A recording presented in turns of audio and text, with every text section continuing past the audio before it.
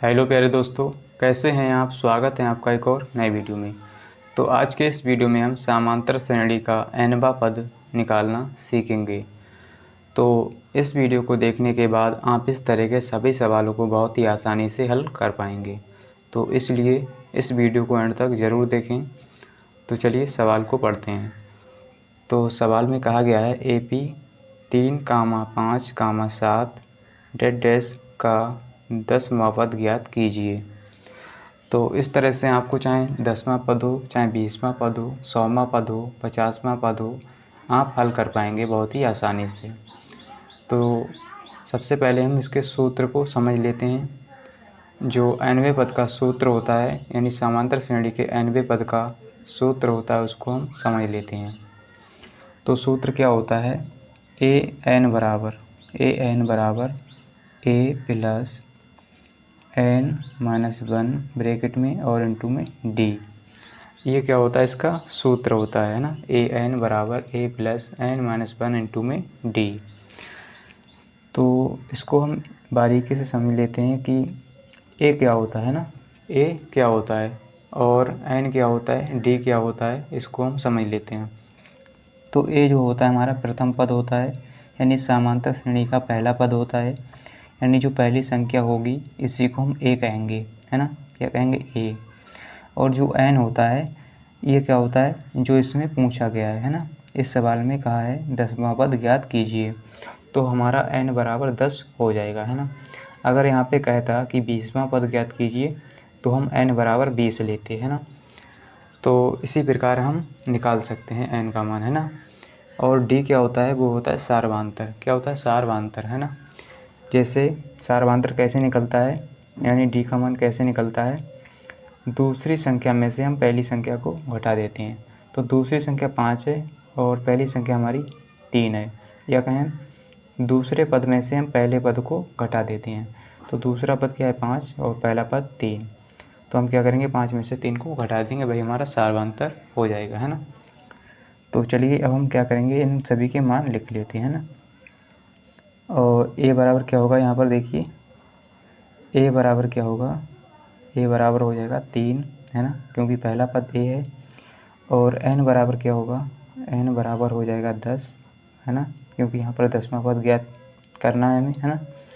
और d क्या होगा, देखिए d का मान कैसे निकलेगा, दूसरे पद में से पहले पद को हमें घटाना है। दूसरा पद यहाँ पर क्या है 5 है ना, और पहला पद 3 है। तो कितना आ जाएगा, 5 - 3 2, है ना। तो यहाँ से d बराबर हमारा 2 निकल के आ जाएगा, है ना। अब हम क्या करेंगे, सूत्र में सभी के मान रख देंगे, है ना। वहाँ से हमें क्या होगा, जो हमें 10वां पद ज्ञात करना है वो हमारा निकल के आ जाएगा, है ना। अब क्या करेंगे, यहाँ पर एक बार सूत्र लिख लेते हैं। an बराबर होता है a प्लस n-1 इंटू में d, है ना। अब क्या करेंगे, n की जगह में रखना है 10, है ना, क्योंकि हमसे 10वां पद पूछा है। अगर यहाँ पे हमसे 20वां पद पूछता तो हम n की जगह 20 रखते, a 20, है ना। अगर 50वां पद हमें ज्ञात करना होता, है ना, तो हम लिखते a 50, है ना। इसी प्रकार जैसा हमसे पूछता वैसा हम रखते, है ना। तो यहाँ पे हमसे पूछा है a 10, यानी 10वां पद हमें ज्ञात करना है।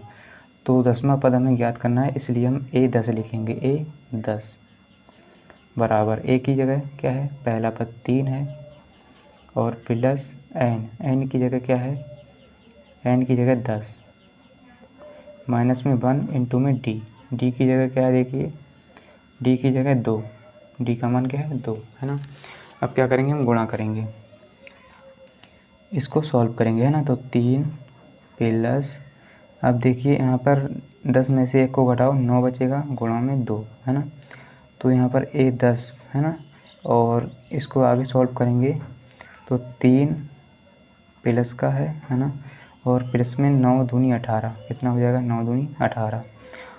तो यहाँ से a 10 बराबर कितना आ जाएगा, इसको हम जोड़ लेंगे 3 और 18 को, 18 3 हो जाएगा 21, है ना। तो यही क्या है, हमारा 10वां पद है ना, क्या है 10वां पद, यही हमारा आंसर हो जाएगा, है ना। तो यही समांतर श्रेणी का यानी 3, 5, 7 का 10वां पद है ना। तो अगर आपको वैसे निकालना है कि हमारा आंसर सही है या नहीं है, इसको देखने के लिए आप वैसे भी इसको निकाल के देख सकते हैं कि हमारा 10वां पद 21 ही होगा, है ना। तो कैसे निकालेंगे, देखिए यहाँ पर क्या है 3 5 7, यानी इसके बीच में 2 2 का अंतर है ना, क्योंकि हमारा सार्वधातुक 2 है। तो हम कैसे निकालेंगे, देखिए इसको क्या लिखेंगे, सबसे पहले 3 है, फिर 5 है, फिर 7 है ना। तो 2 2 का अंतर है, फिर इसके बाद आएगा 9, इसके बाद आएगा 11, इसके बाद 13, इसके बाद 15, है ना। 15 के बाद आएगा 17, है ना। फिर क्या आएगा, 17 के बाद आएगा 19, 19 के बाद आएगा 21, है ना।